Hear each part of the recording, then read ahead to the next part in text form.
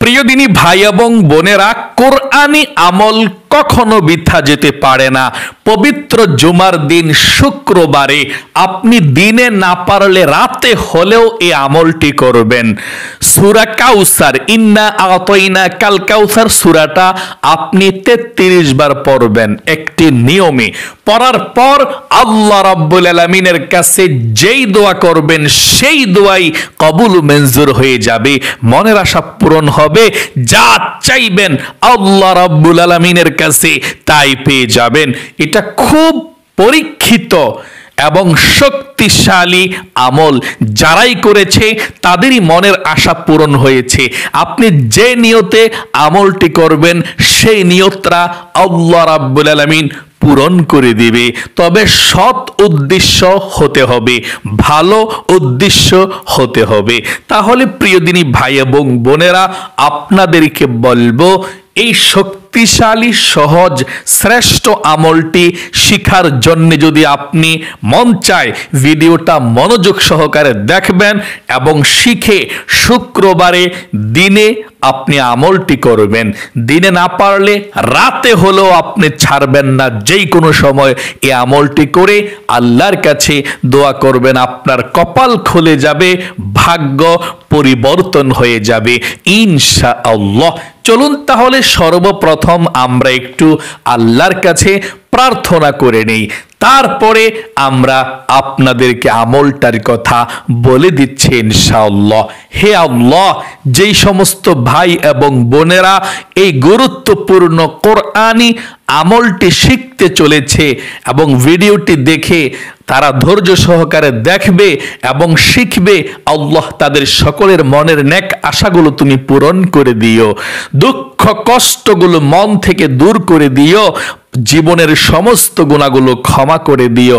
সকলে কমেন্ট বক্সের মধ্যে আমিন লিখে দোয়াতে শরীক হয়ে যাবেন এবং একটি লাইক দিয়ে ভিডিওটা দেখতে পারেন। প্রিয় দিনী ভাই এবং বোনেরা, জুমার দিন খুবই গুরুত্বপূর্ণ দিন, সপ্তাহের মধ্যে শ্রেষ্ঠ দিন। এই জুমার দিন কিন্তু হযরতে আদম আলাইহিস সালামকে আল্লাহ তাআলা বানিয়েছেন। জুমার দিন আদম আলাইহিস সালামকে জান্নাতের মধ্যে প্রেরণ করেছেন, আবার গন্ধম খাওয়ার অপরাধে জুমার দিনই বের করে দিয়েছেন শুক্রবারে। 350 বছর প্রায় কেঁদেছিল আল্লাহর কাছে, তারপর আল্লাহ তাআলা যখন ক্ষমা করে দিয়েছিল, তাওবাকে কবুল করেছে, সেই দিনটাও ছিল জুমার দিন, শুক্রবার। সকলে বলি সুবহানাল্লাহ। তাহলে শুক্রবারের খুবই গুরুত্বপূর্ণ মর্যাদা। নবীজি বলেছেন, 2 ঈদের যেমন ফজিলত আল্লাহর কাছে, ঈদুল ফিতর এবং ঈদুল আজহা, 2টা ঈদ, ঠিক তেমনি ভাবে ফজিলতপূর্ণ দিন হচ্ছে শুক্রবার, সপ্তাহের মধ্যে শ্রেষ্ঠ দিন, গরিবের হজের দিন, দোয়া কবুলের দিন। আপনি এই দোয়াটি করবেন এই নিয়মে। বুজুর্গানের দিন তাদের কিতাবের মধ্যে উল্লেখ করেছেন যে এই আমলটি করার সঙ্গে সঙ্গে আল্লাহ তাআলা তাদের মনের আশা পূরণ করবেই করবে। এটি পরীক্ষিত আমল। তাই আপনাদেরকে বলবো, আপনারা মনের মধ্যে ভরসা রেখে আশা নিয়ে আমলটি করুন। সূরা কাউসার দিয়ে মাত্র আমলটি আপনি করবেন। আচ্ছা প্রিয় দিনী ভাই এবং বোনেরা, আপনাদেরকে বলবো আপনারা মনোযোগ সহকারে শুনবেন ইনশাআল্লাহ, তারপর আপনারা আমলটি করবেন। সহজ আমলটি কিভাবে করবেন এখন আমি আপনাদেরকে বলছি ইনশাআল্লাহ। প্রিয় দিনী ভাই এবং বোনেরা, যাদের মনের আশা পূরণ হয় না কোন রকমেই, তারা আপনারা আমলটি করুন, আল্লাহ রাব্বুল আলামিন মনের আশা পূরণ করবে। আপনি শুক্রবারে আসরের নামাজের পর যদি পারেন, আসরের নামাজের পরে, জুমার নামাজের পরে যদি পারেন, জুমার নামাজের পরে, আর মহিলা মা বোনরা জোহরের নামাজের পরে। মহিলা মা বোনরা তো একা একা বাসার মধ্যে জোহরের নামাজ পড়েন জুমার দিন শুক্রবারে, তাই না? মসজিদের মধ্যে হলে অবশ্যই জুমা পড়তে হয়, আর বাসার মধ্যে একা একা জুমা পড়া যায় না, জোহরের নামাজ পড়তে হয়। তাহলে মহিলা মা বোনরা দুপুরে অথবা আসরের নামাজের পরে, অথবা ভাই বোনেরা সকলে দিনে যদি নাও পারেন, রাতের যেই কোনো সময় আপনি 1 নাম্বারে ভালোভাবে অজু করতে হবে। আমলটি করতে হলে সুন্দর করে আপনি অজু করবেন। আর অজুর শুরুতে প্রতিদিন বলে থাকি বিসমিল্লাহির রহমানির রহিম বলতে কখনো ভুলবেন না। অজুর শুরুতে পড়বেন বিসমিল্লাহির রহমানির রহিম। অনেক মানুষ আছে অজু করে কিন্তু অজুর শুরুতে বিসমিল্লাহ পড়ে না। নবীজি বলেছেন যে ব্যক্তি অজু করলো কিন্তু বিসমিল্লাহির রহমানির রহিম বলল না, তার অজুটা পরিপূর্ণ সুন্দরভাবে হলো না। আপনি বিসমিল্লাহ সহকারে অজু করতে হবে। অজুটা যখন আপনি শেষ হয়ে যাবে, অজুর দোয়া তো পারলে পড়বেন, বিসমিল্লাহ প্রথমে ঠিক রেখে দোয়া পড়বেন। অজুর দোয়া না পারলে সমস্যা নেই। অজুর শেষে আপনি উপরের দিকে তাকিয়ে কালিমায়ে শাহাদাত পাঠ করবেন এভাবে, আশহাদু আল্লা ইলাহা ইল্লাল্লাহু ওয়াহদাহু লা শারীকা লাহু ওয়া আশহাদু আন্না মুহাম্মাদান আবদুহু ওয়া রাসূলুহু। এভাবে আপনি কালেমায়ে শাহাদাত পাঠ করবেন। তারপরে আপনি সুন্দর একটি জায়গাতে বসে যাবেন, পবিত্র একটি জায়গাতে বসে যাবেন। কারো সঙ্গে কথা বলা যাবে না আমলটি করার সময়। আপনি কোরআনি আমল করতে চলেছেন মনের আশা পূরণ হওয়ার জন্যে। আপনি একা একা, কেউ যাতে আপনাকে ডিস্টার্ব না করে এমন একটি জায়গাতে বসবেন। বসে আপনি 1 নাম্বারে সর্বপ্রথম আপনি আউযু বিল্লাহি মিনাশ শাইতানির রাজিম প্রথমে পড়ে বিসমিল্লাহির রহমানির রহিম পড়বেন। পড়ে আপনি সূরা কাউসার 33 বার পাঠ করবেন। কোন সূরাটা? সূরা কাউসার। পবিত্র কোরআনুল কারীমের মধ্যে সব থেকে ছোট্ট সূরা সূরা কাউসার। 33 বার পাঠ করবেন। 33 বার এভাবে পাঠ করবেন বিসমিল্লাহির রহমানির রহিম, মানে প্রত্যেকবার পাঠ করবেন শুধু বিসমিল্লাহ পড়বেন। আর প্রথমে যখন পাঠ করবেন আউযু বিল্লাহ বিসমিল্লাহ পড়বেন। প্রথমবার আউযু বিল্লাহ পড়লেই চলে, আর সব সময় শুধু বিসমিল্লাহ বিসমিল্লাহির রহমানির রহিম বলে এভাবে পড়বেন। হ্যাঁ, আচ্ছা, প্রথমবার কিভাবে পড়বেন? আউযু বিল্লাহি মিনাশ শাইতানির রাজিম বিসমিল্লাহির রহমানির রহিম ইন্না আ'তাইনাকাল কাউসার ফাসাল্লি লিরাব্বিকা ওয়ানহার ইন্না শানিআকা হুয়াল আবতার। এভাবে যদি আপনি সূরাতুল কাউসারটা সহি শুদ্ধভাবে 33 বার পাঠ করতে পারেন, কপাল খুলে যাবে। নিয়মটা বলে দিচ্ছি, 33 বার সূরা কাউসার পড়বেন সহি শুদ্ধভাবে 1 নাম্বারে। আপনারা আমার সঙ্গে আবার সূরা কাউসারটা আল্লাহর প্রেম ভালোবাসা মনের মধ্যে নিয়ে মহাব্বত নিয়ে পড়ুন সহি শুদ্ধভাবে। বিসমিল্লাহির রহমানির রহিম ইন্না আ'তাইনাকাল কাউসার ফাসাল্লি লিরাব্বিকা ওয়ানহার ইন্না শানিআকা হুয়াল আবতার। 1 নম্বরে 33 বার সূরাতুল কাউসার পাঠ করবেন। 2 নম্বরে 33 বার আপনি আস্তাগফিরুল্লাহ আপনি পাঠ করবেন।